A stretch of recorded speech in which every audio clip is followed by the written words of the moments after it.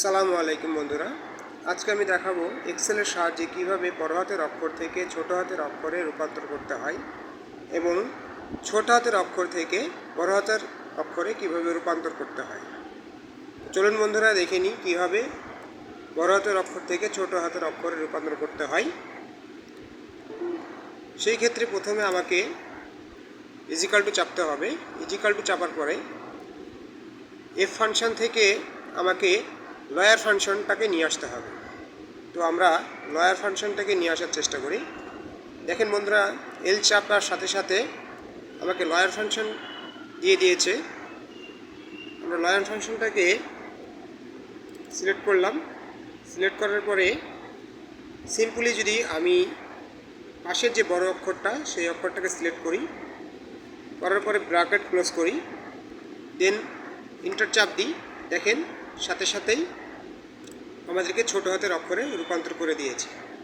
এইভাবে আমি যদি নিচের দিকে টান দিই, দেখবেন অটোমেটিকলি সব হয়ে গেছে।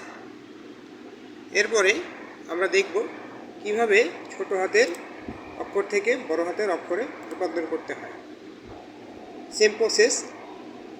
প্রথমে আমাকে ইজিক্যাল টু চাপতে হবে। চাপার পরে আমাকে আবার সেই ফাংশন নিয়ে আসতে হবে। সেই ফাংশনটা হলো আপার ফাংশন। তো আমরা প্রথমে ইউ চাপ দিই, দেখেন ইউ চাপ দেওয়ার সাথে সাথেই আমাকে আপার ফাংশনটা দিয়ে দিয়েছে। আমরা ডবল ক্লিক করে আপার ফাংশনটাকে সিলেক্ট করলাম। সিলেক্ট করার পরে আমাকে টেক্সট সিলেক্ট করতে বলছে। তো বামে যে ছোটো হাতের অক্ষরটা লেখা আছে সেটাকে আমি সিলেক্ট করলাম, দেন ব্র্যাকেট ক্লোজ করলাম।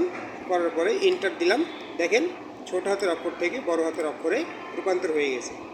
ঠিক একইভাবে আমি যদি উপর থেকে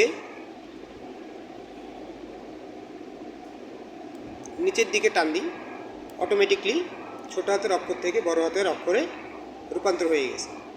তো এইভাবেই বড় হাতের অক্ষর থেকে ছোট হাতের অক্ষরে রূপান্তর করতে হয় এবং ছোট হাতের অক্ষর থেকে বড় হাতের অক্ষরে রূপান্তর করতে হয়।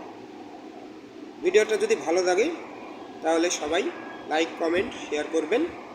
আসসালামু আলাইকুম।